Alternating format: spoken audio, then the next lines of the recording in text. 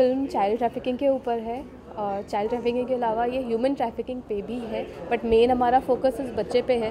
Because ऐसे आपने I guess last कुछ दिनों में बहुत सारी न्यूज़ देखी होंगी कि छोटी बच्ची के साथ कोई 60 साल का 70 साल का इंसान शादी कर रहा है, तो वो चीज़ तो हमने कवर की है। इसके अलावा हमने बहुत सारे ट्रू फैक्ट्स देखे, बहुत सारी रिसर्च की कि क्या क्या हो रहा है एक्चुअल में। तो हमने इस फिल्म को कमर्शियल मूड में बनाया ज़रूर है, बट जो हमने चीज़ें कवर की हैं दे आर एक्चुअल फैक्ट्स। तो this is what is happening and child trafficking, human trafficking is the second largest business, booming business in this world. तो इसी टॉपिक पे हाल ही फिल्म आई थी अजय देवगन की शिवाय, मेरे ख्याल से देखी होगी। हाँ, यही टॉपिक था। मर्दानी फिल्म आई थी रानी मुखर्जी, यही टॉपिक था। तो क्या अलग इसमें नजर आएगा? इसमें हमने सारा शूट इंडिया में ही किया है पहला डिफरेंस ये है कि हमने सिर्फ इंडिया को ही अभी दिखाया है कि हमारे यहाँ क्या हो रहा है। हम बॉम्बे गए, बॉम्बे के कमाटीपुरा में, देन दिल्ली में रेड लाइट एरिया में सर की टीम गई, सारी रिसर्च की। मैंने खुद ने ऑनलाइन बैठ के बहुत सारी रिसर्च की, NGOs के देखे।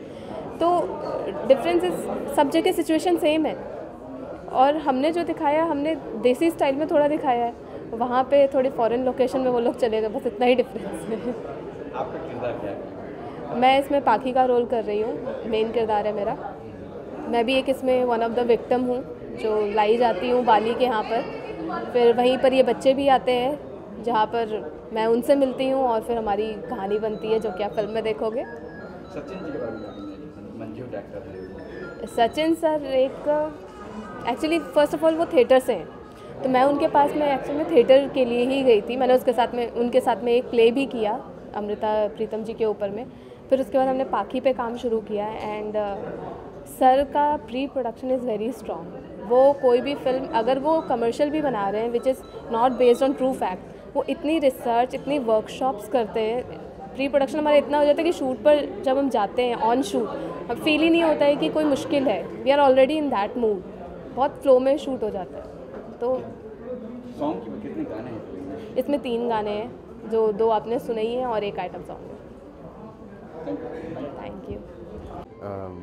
एक्चुअली फ़र्स्ट रिएक्शन मेरा खुशी का ही था, क्योंकि मुझे इतना इंटेंस कैरेक्टर दिया गया था और बहुत बड़ी रिस्पॉन्सिबिलिटी थी, क्योंकि मुझे एक रोल निभाना था जो बहुत ही ज़्यादा स्ट्रॉन्ग कैरेक्टर प्ले करता है इस फिल्म के अंदर। सारा जो ड्रामा है और सारा सिचुएशन है वो इस कैरेक्टर की वजह से क्रिएट किया गया है। So he is the king pin in this whole movie and उस कैरेक्टर की ज़िम्मेदारी मुझे दी गई थी। तो ऑफ कोर्स मुझे खुशी हुई थी कि सर ने मुझे चुना है और मुझ पर भरोसा किया है इस रोल को निभाने के लिए। Okay, while watching the trailer, it also reminded me of Mardani, what Rani Mukherjee have done, and it also reminded the main villain, which is lead villain in the film Mardani.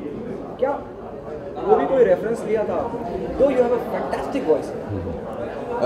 मुझे Sachin sir ने guidance दी कि आपको basically ये character play करना है, और उनके inputs रहे मेजरली कि इस कैरेक्टर में उनको क्या क्या चाहिए। तो सारे रेफरेंसेस मैंने सचिन सर की इमेजिनेशन से लिए और कुछ मैंने अपनी इमेजिनेशन से क्रिएट किए गए हैं। तो basically it is my imagination ability and मेरी जो बैक स्टोरी मैंने बनाई है कि ये कहाँ पे पैदा हुआ है, उसने क्या क्या एक्सपीरियंसेस किए हैं। आई थिंक उस इनपुट की वजह से जो मैंने मन के अंदर डाले वहाँ से वो आउटपुट आ रहा है। And rest is Sachin ji ने जो गाइडेंस दी मेरे को कि उनको कैरेक्टर में ये चीज़ें चाहिए।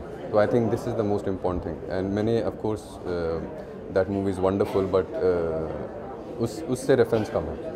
Okay, if at all there's a comparison in the film, what we have seen in Mardani, there's also talk. Yes, yes. Previous film also talk about बहुत child trafficking. बहुत अच्छी मूवी है एंड कोई भी अगर रेफरेंस भी जा रहा है तो आई एम श्योर अच्छा ही है, इसमें कोई बुरी बात नहीं। Okay, क्या अलग होगा जब मैं बात करता हूँ मर्दानी, मैं फिर मर्दानी पे टिका हुआ हूँ, मर्दानी पे घूम के आ गया हूँ, क्योंकि वो भी चाइल्ड ट्रैफिकिंग की बात करी और ये जो भी बात करी, क्या अलग होगा इसमें जो हमें मर्दानी से अलग करेगा कि हाँ यार दिस इज समथिंग डिफरेंट? मैं टू बी वेरी ऑनेस्ट मैंने मर्दानी पूरी तरीके से देखी नहीं है मूवी, तो मैं ज़्यादा बता नहीं सकती कैसे अलग होगा। बट मैं इस मूवी के बारे में बता सकता हूँ आपको कि इस मूवी में आपको क्या देखने को मिलेगा। सिर्फ चाइल्ड ट्रैफिकिंग के बारे में नहीं है, ये एक ब्रदर सिस्टर की भी रिलेशनशिप है इस कहानी में। ये एक किंग पिन कैसे होल्ड रखता है अपने पूरे ब्रॉथल सिस्टम में और पूरे ट्रैफिकिंग सिस्टम में, ये उस इंटेंस ड्रामा की कहानी है।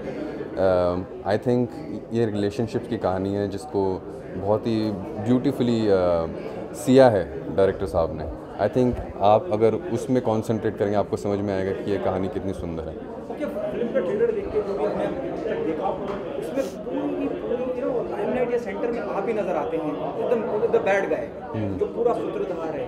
उस बारे में क्या कहना चाहेंगे? जैसे आपने कहा कि कहानी है, एक भाई बहन का रिश्ता है, लेकिन अगर हम ट्रेलर देखें या टीजर देखें, हर जगह आप नजर आते हैं, आपकी प्रेजेंस महसूस होती है। ऐसा नहीं है कि यहाँ पे इक्वल तवज्जो दिया है हर रोल को, हर कैरेक्टर को। जब आप कहानी देखेंगे एक्चुअल में, क्योंकि सब कुछ हम ट्रेलर में रिवील कर नहीं सकते, तो यानी समझ में आ जाएगा, सब सस्पेंस खुल जाएगा। तो आई थिंक बहुत सारी चीज़ें सस्पेंस में रखी हुई है ताकि आपको समझ में धीरे धीरे आए, अनफोल्ड होगी है कहानी। और इसमें एंड में किंग पिन का भी क्या होता है, ये भी एक बहुत बड़ा सस्पेंस है। आपको कहानी देख के समझ में आएगा कि बाकी जो रिलेशनशिप्स है कैसे अनफोल्ड होती है इस मूवी के अंदर।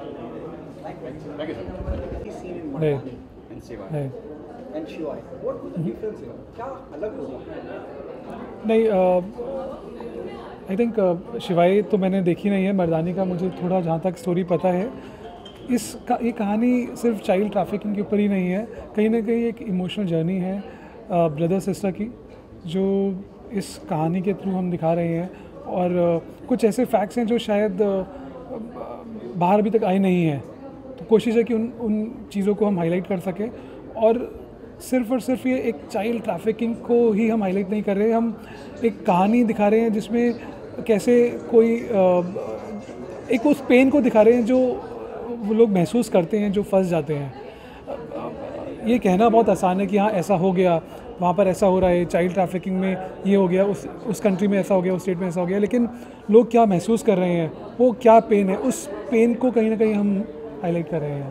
ओके, मैं आपसे ये पूछना चाहूँगा, किसी भी बात को लेकर अमूमन विवाद हो जाता है, राइट। खास करके फिल्म मेकर हमेशा सॉफ्ट टारगेट रहे हैं, संजय लीला भंसाली से लेकर और बाकी मेकर। कितना ध्यान रखा जाए इन बातों का कि जब हम कोई सीन पिक्चराइज कर रहे हैं, अब seen in trailer, when a small girl is sitting in another 60-year guy trying to touch her, right. तो उन बातों का कितना ध्यान रखा गया है ताकि सेंसर में परेशानी ना हो, या कोई भी पॉलिटिकल पार्टी या कोई भी धार्मिक संगठन उठ के विवाद खड़ा कर दे कि ये आपने इस बच्ची को लेकर गलत है। ना तो जब हम ये शूट हमने जब प्लान किया, तो सबसे पहला जो मेरी ज़रूरत थी वो थी एक ऑथेंटिक हम सिटी मेंटेन करके कुछ एक प्रॉपर तरह से दिखा सकें। उस टाइम में ना तो मेरे माइंड में था कि हमें उसके बारे में सोचना है या सेंसर के बारे में सोचना है। कोशिश है कि जितना हम रियल हो सकते हैं हो, हाँ, लेकिन कहीं ना कहीं इस चीज़ को ध्यान में रखा गया कि फैमिली साथ में बैठ के देख रही हैं, या टीवी पर ये फिल्म चल रही है या थिएटर्स में मूवी चल रही है, तो सब साथ में बैठ के देख सकें और मैक्सिमम लोगों तक हमारी मूवी पहुंच सके। तो एक जैसे आपने अगर ट्रेलर में देखा होगा, तो हमने बहुत ही लाइक स्ट्रिक्ट इंस्ट्रक्शंस थी हमारी टीम को, चाहे हमारे वो डीओपी हो चाहे कोई भी हो, तो हमने उसी तरह से इसको शूट किया है कि आप कंफर्टेबली अपनी फैमिली के साथ बैठ के देख सकें मूवी को। ओके, एक बात का it hints me while watching the trailer, तो फिल्म का विलन इस पे बहुत खास ध्यान दिया है।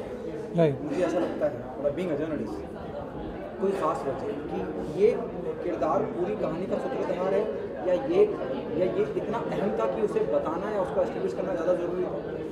क्योंकि कहीं ना कहीं जो डार्क एलिमेंट्स हैं, अगर आप देखिए पाखी हम दिखा रहे हैं, एक कहानी दिखा रहे हैं एक इंसान की, जो लोगों की जो फंस चुके हैं, लेकिन कहीं ना कहीं जो डार्क एलिमेंट्स हैं, जो हो रहा है, जो भी आप देख रहे हैं, जो भी हो रहा है, चाहे वो हमारी कंट्री में हो रहा है चाहे कहीं बाहर हो रहा है, तो कहीं ना कहीं उसके लिए जो रिस्पॉन्सिबल है वो सबसे बड़ी जड़ है इस पूरे ट्रैफिकिंग की, इस पूरे जो सिस्टम, जो प्रोसेस है। तो वो बहुत ज़रूरी है वो दिखाना, उस डार्क एलिमेंट को, उन एलिमेंट्स को जो जिनकी वजह से ये सब हो रहा है, जो जड़ है, जो इस पूरी प्रॉब्लम की जड़ है, उसको कहीं ना कहीं ध्यान में रखा गया है। अभी हाल फिलहाल में 2 दिन पहले गैंग रेप हुआ है बच्ची का, I don't know whether you are aware. हाँ, अभी मैंने पढ़ा था टाइम्स ऑफ इंडिया, मतलब न्यूज़पेपर में मैंने वो न्यूज़ पढ़ी थी। इतनी फिल्में बन रही है, इतने सामाजिक मैसेज आ रहे हैं, फिर भी सिलसिला रुक नहीं रहा है। Being a citizen of India, what's your take on that? I think as an individual, the way I can contribute is maybe like as a film maker I am trying to communicate this through this film. मतलब एक film के through हम एक message भी नहीं बोलूँगा, कुछ issues हैं हाईलाइट करना चाह रहे हैं। मुझे लगता है कि जितनी ज़्यादा अवेयरनेस होगी जनता के अंदर, उतना ज़्यादा हम शायद इसका कुछ सॉल्यूशन निकाल पाएँ।